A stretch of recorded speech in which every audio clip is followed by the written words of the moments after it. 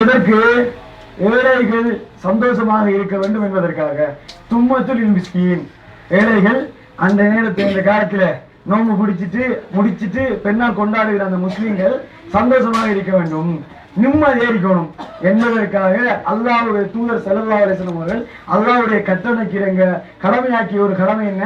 இந்த சதகத்துல் ஃபித்ர். இந்த சதகத்துல் ஃபித்ரை நபி அவர்கள் கோதுமை, அடுத்ததாக ஈத்தம்பழம், அடுத்ததாக வேறு வேறு பொருட்களில் நீங்க கொடுங்கன்னு சொன்னாங்க. அந்த காலத்துடைய காலத்துல பொருட்கள் தான் கொடுத்தாங்க. அது உண்மை, அதை மாற்று கருத்து கிடையாது. பொருட்கள் தான் கொடுக்க வேண்டும் நபி அவர்கள் சொல்லவில்லை. நபியவங்க பொருளைத்தான் கொடுங்கன்னு சொன்னாங்களா? அப்படி சொல்லல. நபியவங்க அந்த அதாவது எப்படி கொடுத்தா எப்படி வழங்குவான்னு சொன்னா, இன்றைக்கு அவர் பேசிட்டோமே, அவர் சொல்றாரு ஆட்டுக்கு ஆடத்தானே கொடுக்கணும், தர்மமா சக்காத்தா கொடுக்கணும்னா ஆட்டுக்கு ஆடத்தான் கொடுக்க வச்சுனாங்க, அரிசிக்கு அரிசித்தான் கொடுக்கணும், இப்படித்தான் கொடுக்க வேண்டும் என்று ரசூலுல்லாஹி ஸல்லல்லாஹு அலைஹி வஸல்லம் காலத்தில் இருந்தது. பொருளுக்கு பொருளை தான் கொடுத்தாங்க, அதனால பொருளை தான் கொடுக்கணும், காசை வாங்க போறா என்று சொல்லி நம்ம ஜமாத்து சொன்னதாக பேர் சொல்லிட்டு எஸ்எல்டி சொல்லி இருக்குது. 750 ரூபாய்கிட்ட வசூல் பண்ணணும் சொல்லியிருக்குது. இது மார்க்கத்தில் இல்லை என்று சொல்லியிருக்காரு. இப்ப அவர் என்ன வசூல் பண்ணாலும் வேற விஷயம், உருமே வருவோமா? மார்க்கத்திலே இப்படி ஒரு அனுமதி இல்லையான்னு கேட்டா இருக்குது என்ற ஒரு அனுமதி இருக்கு. என்னது? நபிகளார் ஸல்லல்லாஹு அலைஹி வஸல்லம் அவருடைய காலத்தில், நபிகளார் அவருடைய காலத்தில் இந்த பண்பாட்டு வழிமுறை என்னன்னா, பொருளுக்கு பொருள் தான் கொடுப்பாரு, பண்ட மாட்டு முறை. நம்ம தெரியும், பழைய படிச்சுக்கிறேன். பண்ட அதாவது ஆதி காலத்து மனிதனுடைய வழக்கமான வியாபார முறை பண்ட மாட்டு முறை. அரிசை கொடுத்துட்டு கோதுமை வாங்குவான், கோதுமை கொடுத்து அரிசி வாங்குவான், ஈச்சம்பழத்தை கொடுத்துட்டு ஜெய்த்தூனை வாங்குவான், இதான் வேலை இல்லையா? இந்த பழக்கம் இந்த காலத்துல இருந்துச்சு.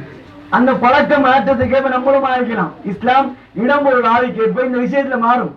எப்படி மாறும்ட்டா, அவங்க வேற ஒத்து போறாங்க. எப்படின்னு கேட்டா, ஜக்காத்து கடமை இல்ல, ஜக்காத்து அவர் வசூலிக்கிற கடமை தானே. ஜக்காத்து வசூலிக்கிற கடமையை இவர் என்ன பண்ணுவாங்கன்னு சொன்னா, ஒரு ஆள ஊட்டிருக்குது, கடைக்கெல்லாம் பார்த்து ஜக்காத்து கொடுக்க போறாரு. கடையை விற்கிறா, கடையே கொடுக்காங்க ஜக்காத்தா, காசு தானே கொடுக்காங்க. ரசூல்லா பொருளாதாரம் நம்ம வாங்கினாங்க, பொருளை வாங்க வேண்டியதானே.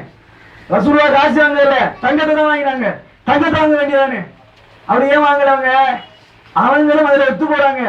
அதனுடைய பெருமதிக்கு ஏற்ப காசை வாங்கலாம், பொருளாதாரத்தை வாங்கலாம். இன்னும் சொல்ல போனா அந்த ஹதீஸ்ல பொருளாதாரத்தை வாங்குறவங்க அந்த ஹதீஸ்ல வேலைகள் சந்தோஷமா இருக்க வேண்டும். ஏழைக்கு கோதுமை மாவு கொடுத்தா பேசணுமா? அரிசி மட்டும் கொடுத்தா அரிசி மட்டுமா நம்ம சாப்பிடுற?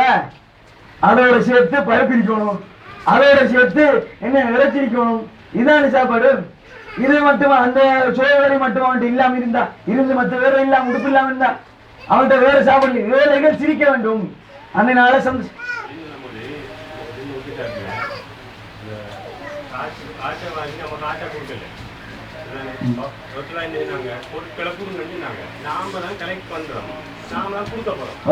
அவங்களுடைய வாங்கி நாம கொடுக்க போறோம் நினைக்கணும். அவங்கள்ட்ட பொருளை தான் கொடுக்க போறோம். நீங்க அது இல்ல, காசு வாங்குறது இருக்குதுன்னு மக்கள்கிட்ட காசை வாங்குறது இது போல என்ன குறையுங்க. ஏனண்டா ஜக்காத்து தான் வாங்குற ரசூலுல்லாஹ் வாங்கிட்டு என்ன பண்ணாங்க, ஜக்காத்து பொருளை வசூலிட்டாங்க இல்லையா? வசூலிப்புல காசை தான் வாங்குறாங்க அவங்க இல்லையா? பாபமா ஒரு கடையில சாமான் பொருட்கள்லாம் வந்துக்கிட்டு ஒரு காட்டுக்காரங்க வச்சுக்காரு, இவருக்கு ஜக்காத்து கிழமை, காட்டுக்காரில் இரும்பு வாணி சாமான் கொடுக்காரு, பொருளை கொடுக்காரு. எதை கொடுக்காரு? காசு தான் கொடுக்காரு. அப்ப காசு கொடுக்கறது மார்க்கிறது தப்பு இல்லை, காசை கொடுக்கலாம். ஒரு ஜக்காத்து ஒரு அழிக்காரு, ஒரு பொம்பளை காசு வேணும், ஐயா அந்த காசு வேணும், ஈதுல் ஃபித்ர் காசா நாங்க 5000 ரூபா, வேலைகள் சந்தோஷமா இருக்கணும் என்றதுக்காண்டி கொடுக்குது. இது மார்க்கத்துல தப்பும் இல்லை, தவறும் இல்லை. அதைத்தான் சொல்ல போனா நம்ம சமுதாயம் வந்துகிட்டு வேறு சின்ன மாதிரி சின்ன மாதிரி காசு கொடுக்க இது நம்ம சமுதாயம் வந்து காசை கொண்டு கொடுக்கறது இல்லை. என்ன பண்றாங்க?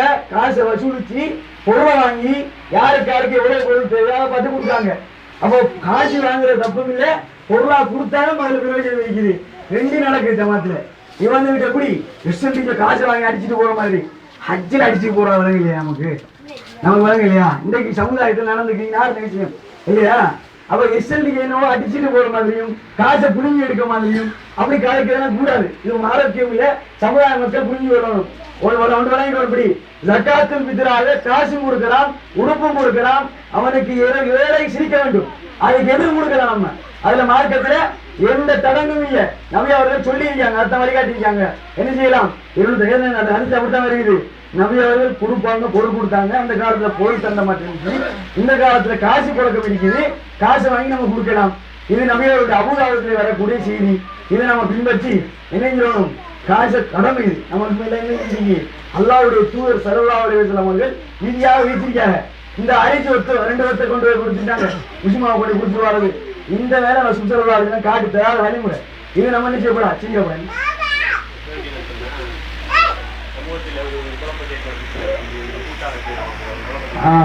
கூட்டா செய்யறது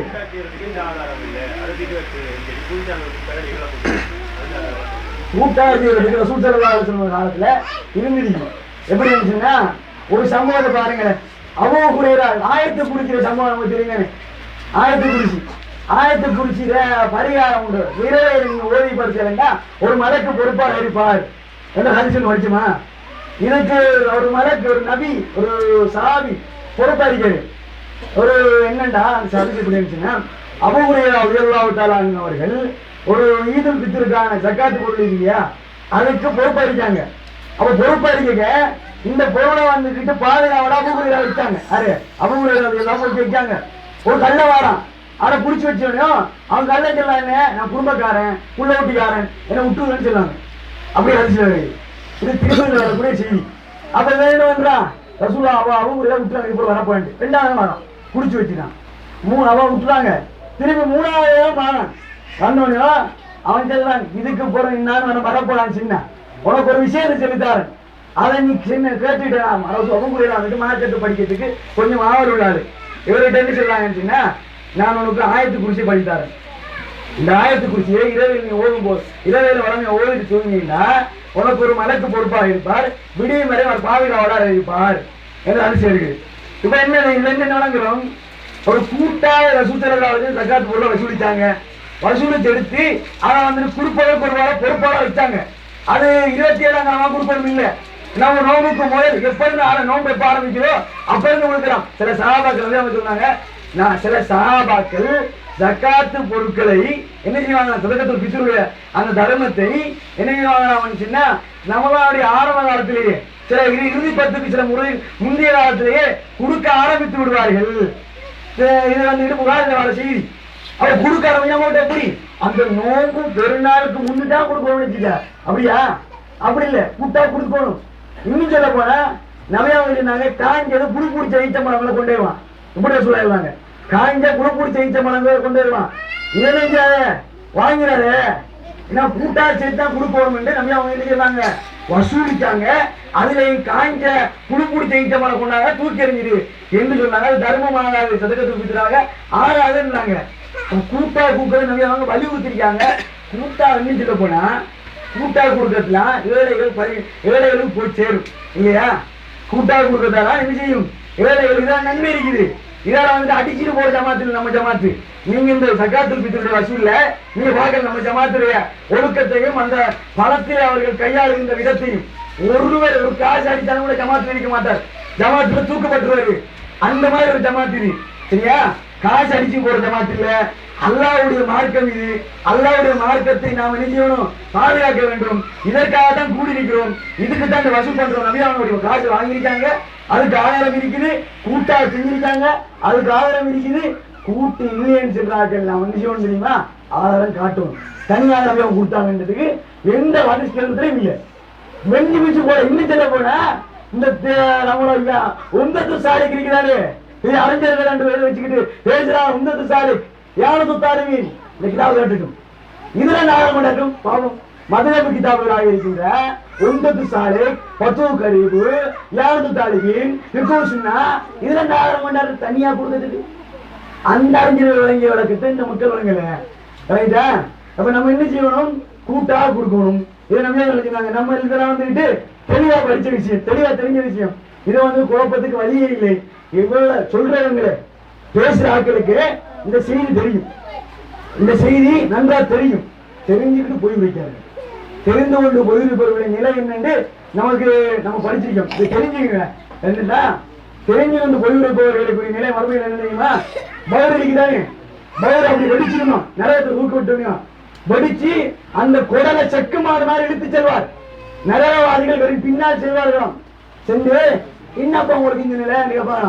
கேட்டா அவங்க எழுதுவாங்களா, நாங்க சொன்னோம் ஆனா செய்யல, நாங்க சொன்னோம் ஆனா செய்யல, நாங்க படிச்சிருந்தோம் நாங்கள் அமல் செய்யவில்லை, இப்படி சொல்லுவார்களாம். இந்த கேவலமான நிலைக்கு நாம் சொல்லக்கூடாது. நம்ம படிச்சிருக்கிறோம். அபூதாவுதில் வருகிற செய்தி, திருமதியில் வருகிற செய்தி, முஸ்லிமில் வருகிற செய்தி என்ன கூட்டாக நபி அவர்கள் கொடுத்த செய்தி. அதுக்கு தெளிவான ஆதாரம் இருக்குது. நபி அவங்க செஞ்சிருக்காங்க.